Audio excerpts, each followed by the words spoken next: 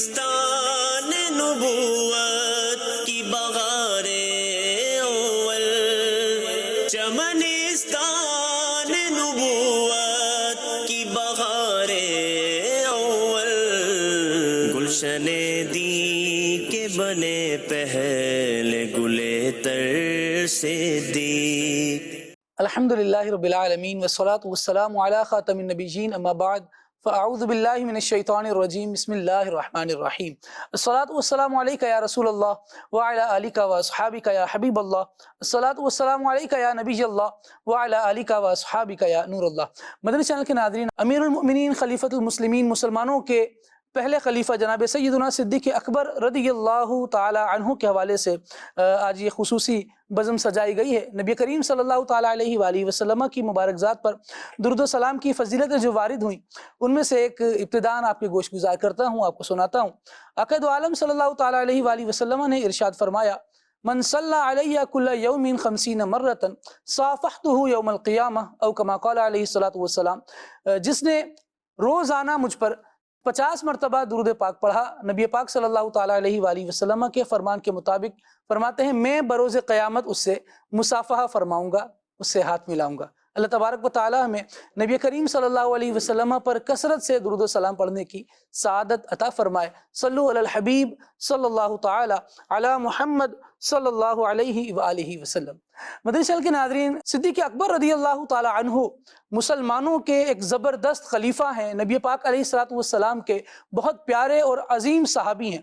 قرآن آپ کی فضائل بیان کرتا ہے، آپ کے کمالات کو بیان فرماتا ہے، آپ کی اعلیٰ اور عمدہ اوصاف کو بیان فرماتا ہے۔ اس مناسبت سے آج انشاءاللہ صدیق اکبر رضی اللہ تعالیٰ عنہ کا تذکرہ رہے گا۔ قرآن کریم کی آیات بھی انشاءاللہ شامل سلسلہ ہوں گی۔ آج جن آیات پر مفتی صاحب گفتگو ہونی ہے، سورہ واللیل کی آیات مبارکہ ہیں، کیا ارشاد فرمائیں؟ دیکھیے، سب سے پہلے تو میں عرض کروں جی کہ حضرت صدیق اکبر رضی اللہ تعالیٰ عنہ قرآن پاک میں ان کے اوصاف کو ایک سے زیادہ جگہوں پر بیان کیا گیا ہے۔ سبحان اللہ، واہ۔ یعنی جو عمومی خطاب ہے وہ تو بہت سارے جگہوں پر ہے، یعنی آپ مہاجرین میں سے ہیں، سبحان اللہ، اور مہاجرین صحابہ کا خطاب بار بار موجود ہے، یعنی ان کے اوصاف کا تذکرہ بار بار موجود ہے۔ صحیح۔ رسول اکرم علیہ الصلوۃ والسلام پر جب قرآن نازل ہو رہا تھا اور مسلمانوں کی صفات بیان ہو رہی تھیں، ان صفات کے آپ اعلیٰ درجے کے مظہر تھے۔ سبحان اللہ، بدری صحابہ کے فضائل بیان ہو، آپ بدری صحابی ہیں۔ سبحان اللہ، کسی بھی معرکہ کے بعد آپ صلی اللہ علیہ وسلم کے رفقا کا تذکرہ ہو تو آپ ان میں موجود ہوتے تھے۔ سبحان اللہ، عموم کے اعتبار سے تو بہت ساری آیات آپ کی شان پر دلالت کرتی ہیں، لیکن خصوص کے ساتھ متعدد آیات ہیں۔ ان میں سے ایک آیت، مطلب ایک مقام جی سورہ واللیل کا ہے، آیت نمبر 17 سے لے کر 21 تک۔ پس منظر اس کا یہ ہے کہ حضرت صدیق اکبر رضی اللہ تعالیٰ عنہ، اللہ رب العزت نے انہیں بہت ساری خوبیوں سے نوازا تھا۔ صحیح۔ ان کی ایک خوبی تھی کہ نبی اکرم علیہ الصلوۃ والسلام کے سچے جان نثار تھے، سچے واہ، قربان ہونے والے، تن من دھن کے ساتھ قربان ہونے والے، کیا بات ہے، فنا پھر رسول کے مرتبے پر پہنچنے والے تھے۔ سبحان اللہ، تو یہ جو ان کا جذبہ تھا، یہ اللہ کے لیے تھا، اللہ کے رسول کے لیے تھا۔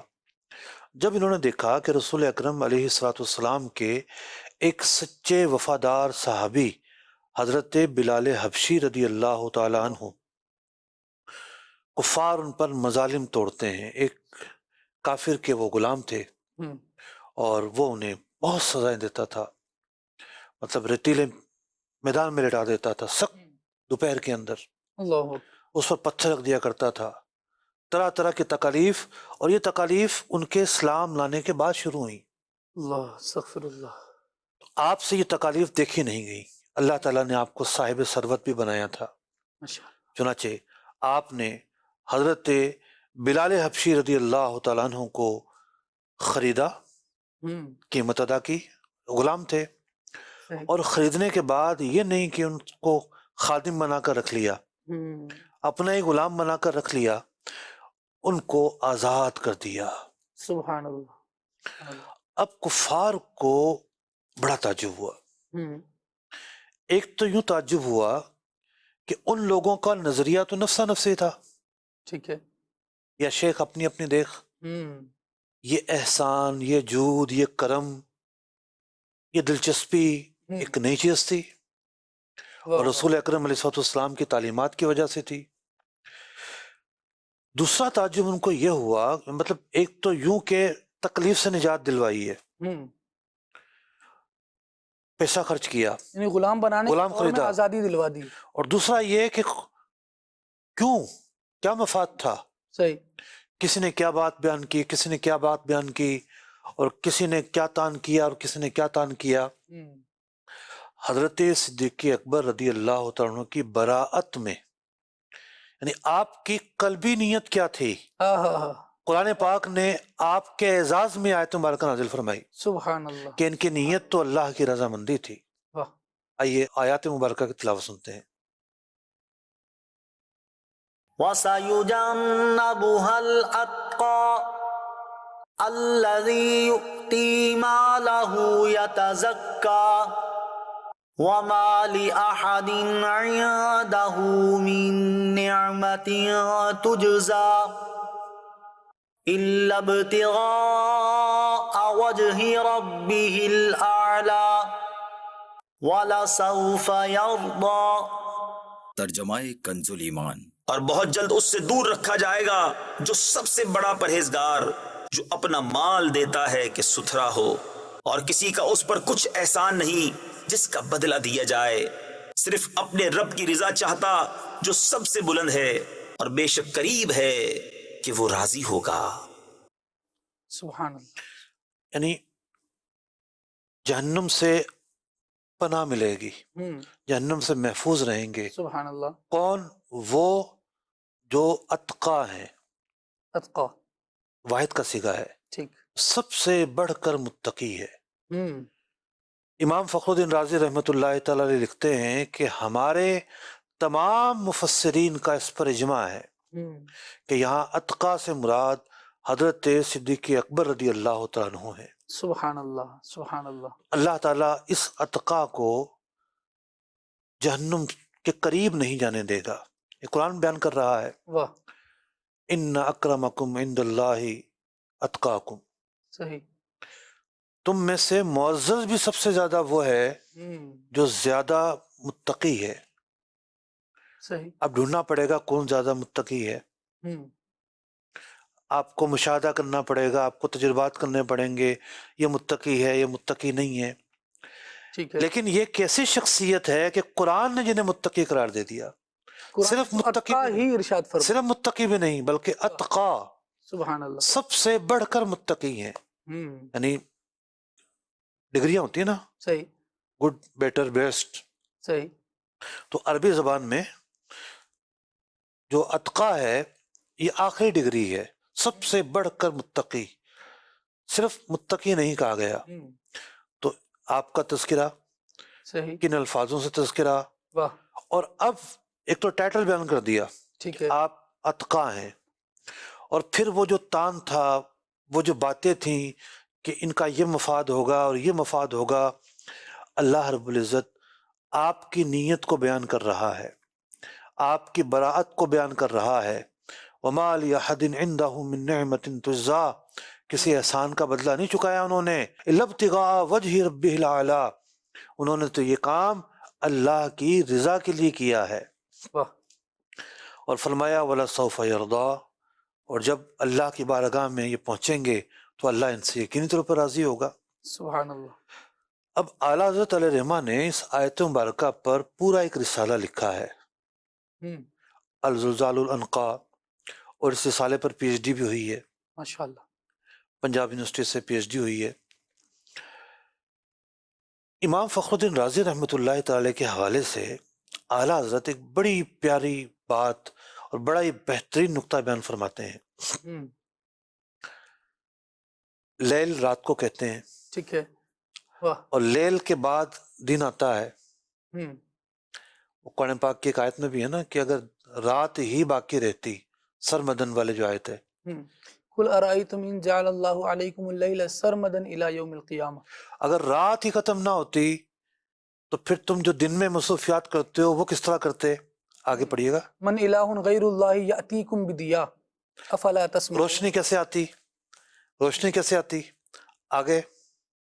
اس کے بعد پھر قل ارأیتم ان جعل اللہ علیکم النہار سرمدا الی یوم القیامہ من الہ غیر اللہ یأتیکم بلیل تسکنون فیہ افلا تبصرون. اگر دن ہی رہتا، اسی کو دوام ملتا اور روشنی ختم نہ ہوتی تو پھر رات کو جو تم سکون کرتے ہو، رات نہ آتی تو سکون کیسے کرتے؟ تو یہاں اس آیت میں بھی پہلے رات کا تذکرہ ہے. صحیح. پہلے رات آئی پھر دن آیا. صحیح. مطلب ظلمت چھٹتی ہے. ہم. ظلمت جو ہے اپنے بعد روشنی کو لے کر آتی ہے. صحیح. فرمایا واللیل اذا یغشا والنہار اذا تجلی. جی ہاں. اسی صورت کی ابتدائی آیات میں. اب یہ دیکھیں کہ سورہ لیل کے بعد ہے سورہ والضحیٰ. والضحیٰ. سبحان اللہ. اور ضحیٰ کہتے ہیں روشنی کو. واہ. یعنی چاشت کے وقت جو روشنی ہوتی ہے، جب سورج نکل آتا ہے تو اسے روشنی کہتے ہیں. تو پہلے واللیل سورۃ مبارکہ، پھر سورۃ والضحیٰ.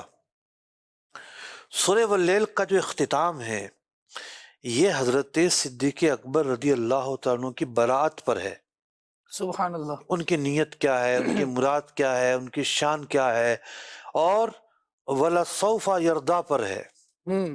اور سورہ والضحیٰ کا شان نزول بھی یہی ہے کہ جب کچھ عرصہ آیات نازل نہیں ہو رہی تھیں، صحیح. کفار نے تان کیا کہ رب ناراض ہو گیا ہے، یہ معاملہ ہو گیا، وہ معاملہ ہو گیا. اللہ رب العزت نے ان سب کی باتوں سے برات کے لیے سورہ والضحیٰ کو نازل فرمایا. نبی اکرم علیہ السلام کی شان کو بیان فرمایا. وَلَسَوْفَ يُؤْتِيكَ رَبُّكَ فَتَرْضَىٰ. رضا کا وہاں بھی ذکر ہے اور رضا کا یہاں بھی ذکر ہے. اور یہ نقطہ بھی بیان کیا مفسرین نے کہ پہلے صدیق اکبر رضی اللہ تعالیٰ عنہ کی برات کیوں بیان ہوئی؟ سورہ واللیل مقدم ہے. صحیح. ترتیب میں مقدم ہے. تو فرمایا کہ وفادار کی برات بیان کرنا، جانثار کی برات بیان کرنا، جو ان پر فدا تھے، جو ان پر ایمان لے کر آئے تھے، ان کی برات بیان کرنا نبی اکرم علیہ السلام ہی کی برات ہے. سبحان اللہ. کیونکہ حضرت صدیق اکبر رضی اللہ تعالیٰ عنہ تو حضور کے لگائے ہوئے پودے ہیں. ان کے مربی تو حضور علیہ السلام ہیں. صحیح. ان کے معلم تو نبی اکرم علیہ السلام ہیں. بے شک. اگر ان کی برات بیان ہوگی، طالب علم کی تعریف ہوگی، تو استاد کی بھی تعریف ہوتی ہے.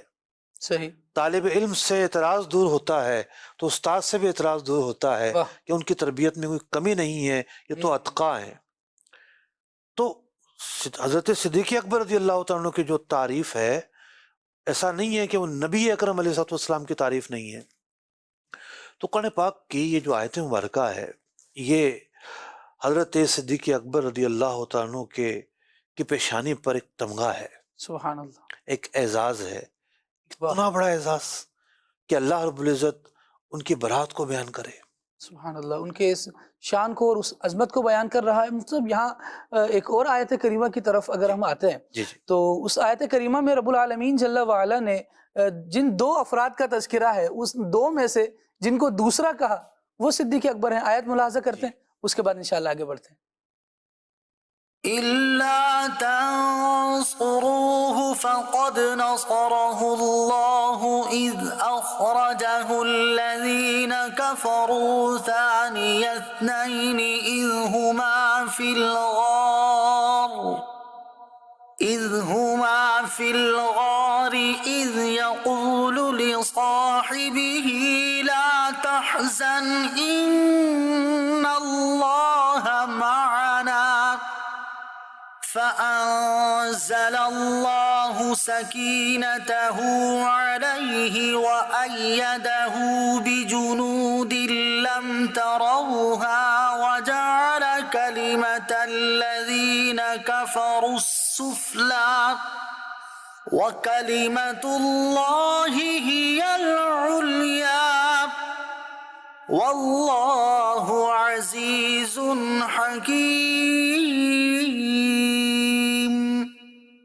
ترجمہ کنز ایمان۔ اگر تم محبوب کی مدد نہ کرو تو بے شک اللہ نے ان کی مدد فرمائی جب کافروں کی شرارت سے انہیں باہر تشریف لے جانا ہوا، صرف 2 جان سے، جب وہ دونوں غار میں تھے، جب اپنے یار سے فرماتے تھے غم نہ کھا، بے شک اللہ ہمارے ساتھ ہے، تو اللہ نے اس پر اپنا سکینہ یعنی اطمینان اتارا اور ان فوجوں سے اس کی مدد کی جو تم نے نہ دیکھی، اور کافروں کی بات نیچے ڈالی۔ اللہ ہی کا بول بالا ہے اور اللہ غالب حکمت والا ہے۔ سب کیا پس منظر ہے اس آیت مبارکہ کا کہ 2 میں سے دوسرا کہا جا رہا ہے، موقع اور غار کا بھی تذکرہ ہے۔ دیکھیں، سب سے پہلے خاص ان آیات مبارکہ کا پس منظر، بلکہ اس آیت مبارکہ کا پس منظر بیان کرنے سے پہلے میں یہ عرض کروں گا کہ ہمیں منصب نبوت کو سمجھنا ضروری ہے۔ اللہ رب العزت نے جتنے بھی انبیاء اور مرسلین مبعوث فرمائے ٹھیک، ایک معاشرے میں بھیجے گئے، صحیح، اور ان کے سامنے بڑے بڑے چیلنجز تھے۔ مطلب آپ جانور کو سدھانا چاہیں تو بڑے آسانی سے جانور مان جاتا ہے، وہ شیر ہو، چیتا ہو، کنٹرول میں آ جاتا ہے۔ کچھ رام ہو جاتے ہیں، کچھ ویسے قید و بند کا شکار ہو جائیں گے، ٹھیک، انسان ان پر تسلط حاصل کر لیتا ہے۔ لیکن اگر انسان وحشی ہو، انسان باغی ہو، تو اس انسان کو سدھارنا طاقت کا کام نہیں ہوتا، ٹھیک، حکمت کا کام ہوتا ہے۔ واہ واہ واہ، تو انبیاء علیہ السلام کتاب و حکمت کے ساتھ آتے ہیں، مطلب اللہ کے پیغام کے صحیح، ساتھ آتے ہیں اور حکمت کے ساتھ آتے ہیں، واہ، اور وہ اس معاشرے کو اپنا نور بخشتے ہوئے تبدیل کرتے ہیں۔ واہ واہ واہ، جتنے بھی انبیاء علیہ السلام آئے ان کو ایک بڑے بڑے چیلنجوں کا سامنا کرنا پڑا۔ ان کا جو مقام سب سے اونچا ہے، اس کی ایک وجہ یہ بھی ہے، مطلب ایک وجہ تو یہ ہے کہ اللہ نے انہیں منتخب فرمایا ہے، فرمایا، اور ایک وجہ یہ بھی ہے کہ انہوں نے سب سے بڑھ کر مصائب کا سامنا کیا۔ اللہ، مطلب ان کے لیے بڑے بڑے چیلنجز رہے، تکالیف دی گئی، بہت ساروں کو شہید کیا گیا، بہت ساروں کو ستایا گیا، صحیح،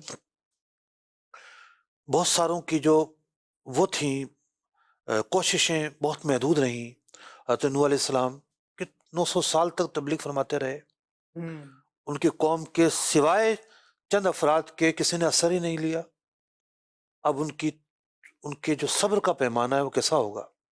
مطلب نافرمانی اللہ کی وہ صبح و شام دیکھتے تھے۔ اللہ تعالیٰ کے وہ بندے تھے کہ جن کا سب سے بڑھ کر اللہ پر ایمان تھا کہ اللہ جب چاہے یہ فنا ہو سکتے ہیں، لیکن ان کا صبر کیسا تھا؟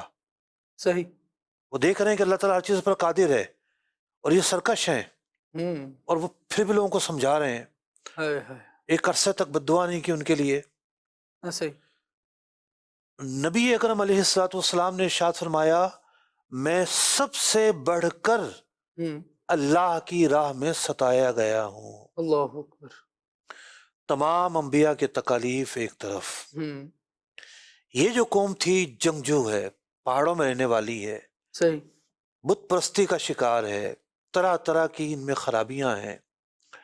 ان کے درمیان جب آپ اعلان نبوت فرماتے ہیں، آپ کو لو لہان کیا جاتا ہے، آپ کو تکالیف دی جاتی ہیں، آپ کو پریشانیاں دی جاتی ہیں۔ اس تمام فضا کے اندر اگر کوئی آپ کے ساتھ کھڑا ہے باہر، مطلب گھر میں تو حضرت خدیجہ الکبریٰ رضی اللہ تعالیٰ عنہا ہیں اور آپ کے رشتہ دار و احباب ہیں، لیکن اگر باہر کوئی آپ کے ساتھ کھڑا ہے تو آپ کے سچے دوست، سچے ساتھی، سچے وفادار حضرت صدیق اکبر رضی اللہ تعالیٰ عنہ ہیں۔ اب اس پس منظر میں آپ حضرت صدیق اکبر رضی اللہ تعالیٰ عنہ کے کردار کو دیکھیں کہ انہوں نے نبی اکرم علیہ السلام کو کتنا سہارا دیا۔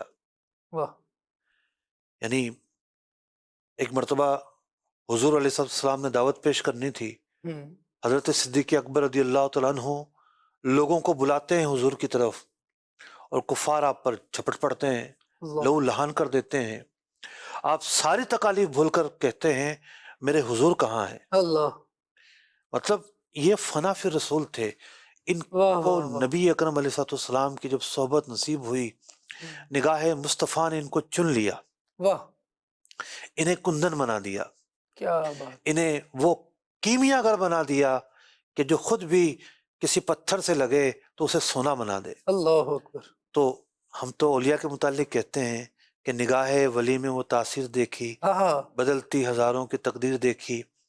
یہ تو وہ تھے کہ جنہیں نگاہ مصطفیٰ نے چنا سبحان تھا، اللہ، سبحان اللہ، منتخب کیا تھا، اپنا ساتھی بنایا تھا۔ تو حضور، دیکھیں یہ معاشرہ ہے، جی، اس معاشرے کے تمام تر تقاضے انبیاء علیہ السلام ادا کرتے تھے۔ ٹھیک، یعنی حضور فرماتے ہیں نا کہ میں چاہوں تو یہ پہاڑ سونا بن جائے، لیکن پھر بھی آپ نے اختیاری طور پر فقر کو اختیار کیا، صحیح، آپ نے اسباب کو اختیار کیا، جنگیں لڑی، ٹھیک ہے، صحابہ اکرام علیہ رضوان شہید ہوئے، آپ چاہتے تو بغیر اختیار کے فتح ہو سکتی تھی۔ صحیح، تمام تر معاشرتی تقاضوں کو برداشت کیا۔ تو انسانی معاشرتی تقاضوں میں ایک چیز ہوتی ہے انسیت۔ آپ ایک کام کرنا چاہتے ہیں، ٹھیک ہے، آپ سوچتے ہیں میں کسی سے مشورہ کروں، میں اس کام میں کوئی میرے ساتھ کھڑا ہو، کوئی میرا ساتھ دے، کوئی میرے ساتھ چلے۔ ایک جو معاشرتی تقاضا ہے انسیت کے اعتبار سے، رہن سہن کے اعتبار سے ایک فطری تقاضا ہے۔ تو آپ نے کس کو ساتھی بنایا؟ سبحان، حضرت صدیق اکبر رضی اللہ تعالیٰ عنہ آپ کے سب سے پہلے ساتھی ہیں، کیا بات، سب سے پہلے دوست ہیں، واہ، جو ہر مشکل میں آپ کے ساتھ کھڑے ہیں۔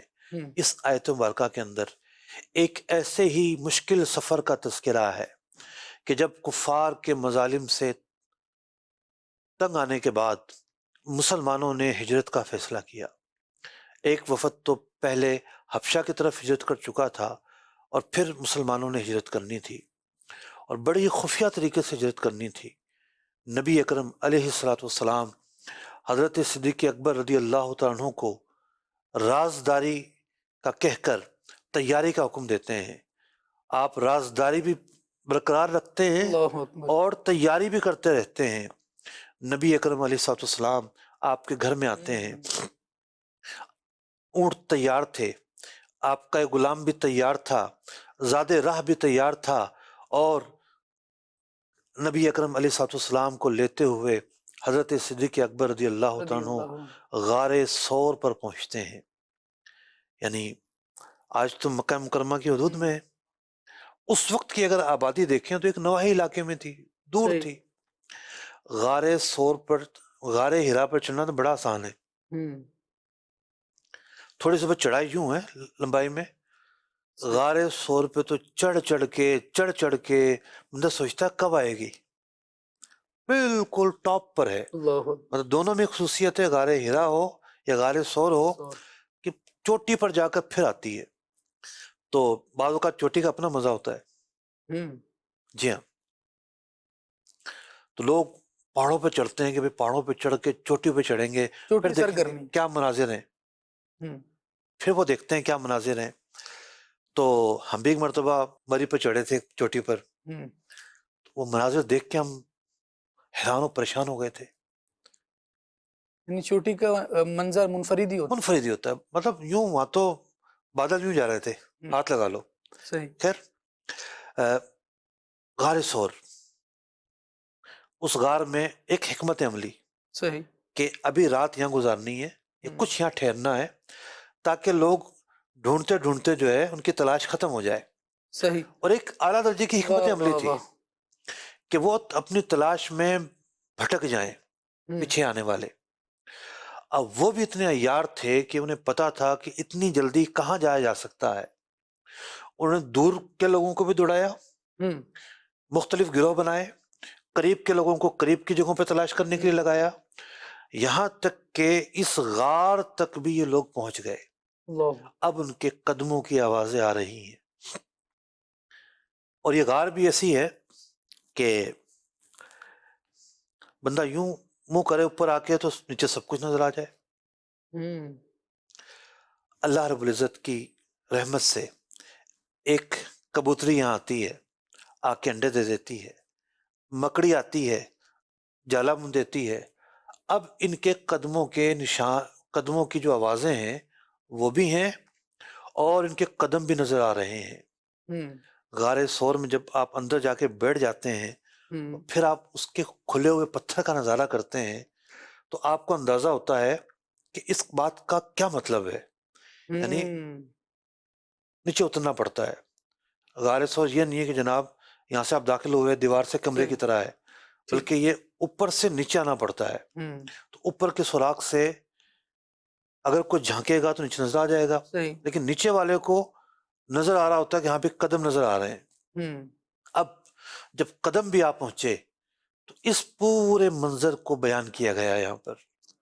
ساری دنیا کے لوگ نبی اکرم علیہ الصلوۃ والسلام کے خلاف ہو جائیں تو کیا، اللہ کی مدد، اللہ کی نصرت آپ کے ساتھ ہے، اور اللہ کا وعدہ ہے کہ حضور علیہ الصلوۃ والسلام اللہ کی حفاظت میں رہیں گے. اتنی کوششیں کی ہوں گی آپ کو شہید کرنے کی. یعنی جب ڈھونڈنے کے لیے نکلے ہیں تو اس سے پہلے بھی اعلان کر دیا گیا نا کہ جو لے کر آئے گا اسے انعام دیا جائے. بالکل دوڑے دوڑا دیے گئے. اللہ. تو حضور اللہ کی عصمت میں رہے، اللہ کی حفاظت میں رہے، اور اس منظر کشی کی گئی یہاں پر. اب خاص حضرت صدیق اکبر رضی اللہ تعالیٰ عنہ کے حوالے سے کیا نقطہ ہے، وہ نقطہ یہ ہے، یعنی ایک تو منظر کشی کی گئی کہ اللہ تنصروہ فقد نصرہ اللہ، کوئی بھی مدد نہ کرے لیکن اللہ مدد کرنے والا ہے. اذ اخرجہ الذین کفروا، کہ جب کفار نے نبی اکرم علیہ الصلوۃ والسلام کو مکہ مکرمہ چھوڑنے پر مجبور کیا. جس شہر میں انسان پیدا ہوتا ہے ایک انسیت ہوتی ہے، انسیت ہوتی ہے. میں 18 سال کا تھا جب اپنا آبائی شہر چھوڑ کر آیا، اور آج تو 18 سال سے زیادہ ہو گیا میں کراچی میں مقیم ہوں. ٹھیک ہے، لیکن ایک طبعی اور فطری انسیت ہے. نبی اکرم علیہ الصلوۃ والسلام کی عمر مبارکہ 50 سال ہے. اس شہر میں آپ پیدا ہوئے، اس شہر میں آپ جوان ہوئے، اس شہر میں آپ نے شادی فرمائی، اس شہر میں آپ پر وحی نازل ہوئی، اس شہر میں آپ نے اعلان نبوت فرمایا. اور یہ وہ شہر ہے کہ بیت اللہ جہاں موجود ہے، انبیاء اکرام علیہ السلام کے آثار جہاں موجود ہیں، مقامات مناسک یہاں موجود ہیں. نبی اکرم علیہ السلام جب اس شہر کو چھوڑ رہے تھے تو حسرت بھری نگاہوں سے دیکھ بھی رہے تھے. اللہ کی رضا تھی، چھوڑا.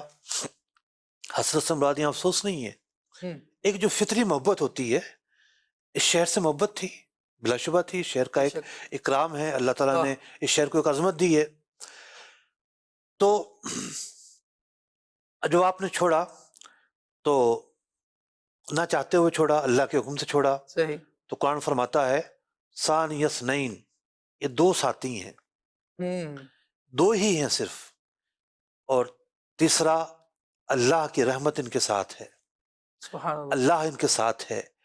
اذ ہما فی الغار، جب یہ غار میں تھے، دشمن آ پہنچے، اور حضرت صدیق اکبر رضی اللہ تعالیٰ عنہ کو خوف لاحق ہوتا ہے کہ کسی وقت بھی یہ ہمیں آ لیں گے، ہمیں پہنچ جائیں گے، کہیں حضور علیہ الصلوۃ والسلام کو کوئی تکلیف لاحق نہ ہو، کوئی پریشانی لاحق نہ ہو.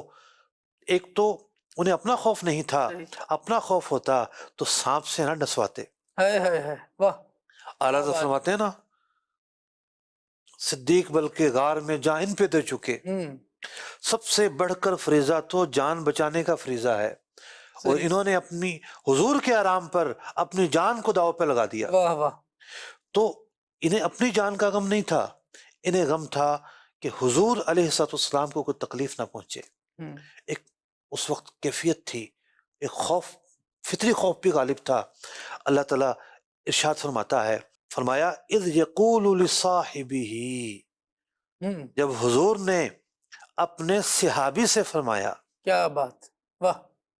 کوئی مانے یا نہ مانے، قرآن کا اعلان ہے کہ حضرت صدیق اکبر نبی اکرم علیہ الصلوۃ والسلام کے صحابی ہیں. واہ. جب حضور نے اپنے صحابی سے فرمایا لا تحزن ان اللہ معنا، کیا بات، کیا بات، خوف نہ کر، اللہ ہمارے ساتھ ہے۔ سبحان اللہ۔ اب بات یہ ہے کہ حضرت صدیق اکبر رضی اللہ تعالیٰ عنہ جہاں خلیفۃ المسلمین ہیں، وہیں پر نبی اکرم علیہ الصلوۃ والسلام کے سب سے پہلے خلیفہ ہیں، واہ، یعنی اللہ کی طرف سے جو عنایات حضور پر تھیں، آپ تو منصب رسالت پر تھے، رحمت للعالمین تھے، صحیح، محبوب الہی تھے، صحیح، ان تمام تر تجلیات اور تمام تر امانتوں کا محل غیر نبی تو ہو ہی نہیں سکتا، صحیح، لیکن سب سے بڑھ کر جو فیض حضور اکرم علیہ الصلوۃ والسلام کی ذات سے کسی کو ملا وہ حضرت صدیق اکبر ہیں، سبحان اللہ، واہ، سب سے بڑھ کر فیض انہیں ملا ہے۔ واہ، یہ حضور کے وزیر ہیں، کیا بات، روحانی وزیر ہیں، سبحان اللہ، حضور کے خلیفہ حقیقی ہیں، انہی کو آپ نے امامت کبریٰ پر فائز فرمایا۔ سبحان اللہ، تو بات یہ ہے کہ نبی اکرم علیہ الصلوۃ والسلام تو عالم مشاہدہ میں ہیں، اللہ کی رحمت پر وہ اس یقین اور اذعان اور وہ مشاہدے کی کیفیت ہے کہ کچھ خفا ہے ہی نہیں، صحیح، سب کچھ واضح ہے، واہ واہ، اور یہ راہ سلوک طے کر رہے ہیں، اور یہ مربی اور یہ مرشد حقیقی انہیں تسلی دے رہے ہیں، ان اللہ معنا۔ سبحان اللہ، ایک شیخ سبحان اللہ، کا کیا کام ہوتا ہے اللہ اکبر، کہ وہ اپنے مرید کو پکڑ کر اللہ کی بارگاہ میں کھڑا کر دیتا ہے۔ واہ، ماشاءاللہ، حضور انہیں یہی توحید کا جام پلا رہے ہیں، ہاں، ان اللہ معنا، سبحان اے اللہ، صدیق اللہ ہمارے ساتھ ہے۔ فانزل اللہ سکینتہ علیہ، اللہ کی رحمت شامل حال ہوتی ہے، سکینہ اور وقار نازل ہوتا ہے۔ حضور نے فرمایا تو سکینہ نازل ہوا۔ کیا بات، واہ، نگاہ مرشد کا اس بات اس آیت سے ہے۔ اللہ اللہ، جب ہم اولیاء کی محفل میں جاتے ہیں تو ایک قرار آ جاتا ہے، ایک سکینہ آ جاتا ہے۔ ویسے تو راحت تھی انہیں، لیکن وہ جو ایک خوف لاحق ہوا جب حضور کی نگاہ ان پر گئی، توجہ ان پر گئی، تو پھر یہ عالم سکونت میں چلے جاتے ہیں۔ کیا بات، تو فانزل اللہ سکینتہ علیہ، اب ان پر سکینہ نازل ہو جاتا ہے، اطمینان ہو جاتا ہے، جو اضطراب قلبی تھی وہ دور ہو جاتی ہے، اور پھر فرمایا جاتا ہے کہ اللہ تعالیٰ نے فرشتوں کے ذریعے مدد فرمائی، سبحان اللہ، اور کفار کی جو مراد تھا، جو مقصود تھا، وہ دھرا کا دھرا رہ گیا۔ وہ کلمۃ اللہ العلیٰ، اللہ کا جھنڈا بلند رہے گا۔ حضور جب محفوظ ہیں تو اللہ کا جھنڈا بلند ہے۔ سبحان اللہ، حضور کو کوئی تکلیف پہنچتی تو اسلام جو ہے اس کا جو پودا تھا وہ کیسے جو ہے وہ آگے بڑھتا۔ تو بات یہ ہے کہ یہ جو آیت مبارکہ ہے، محبوب و محب کا جو تعلق ہے، کیا بات، محبوب و محب کی جو قربت ہے، محبوب و محب کی جو رازداری ہے، محبوب و محب کا جو ساتھ ہے، اور جو فضل ہے، جو امتیاز ہے، جو ان کو ساتھ لے جانا۔ آپ غار یار بھی ہیں، آپ راہ سفر کے ساتھی بھی ہیں، راہ حضر کے ساتھی بھی ہیں، اور یار مزار بھی ہیں۔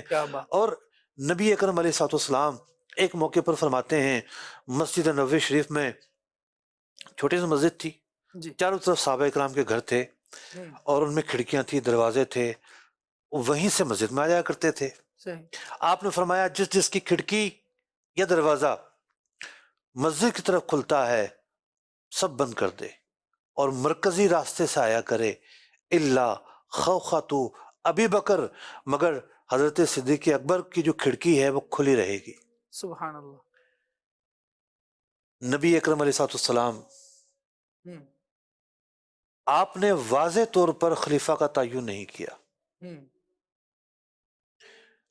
لیکن پوری تعلیمات اسلامیہ کو اٹھا کر دیکھ لیں، آج کل کے حکمران تو نااہل ہیں، ورنہ اگر حاکم اہل ہو تو وہی جنازہ پڑھائے گا، اللہ، وہی جمعہ کی نماز پڑھائے گا۔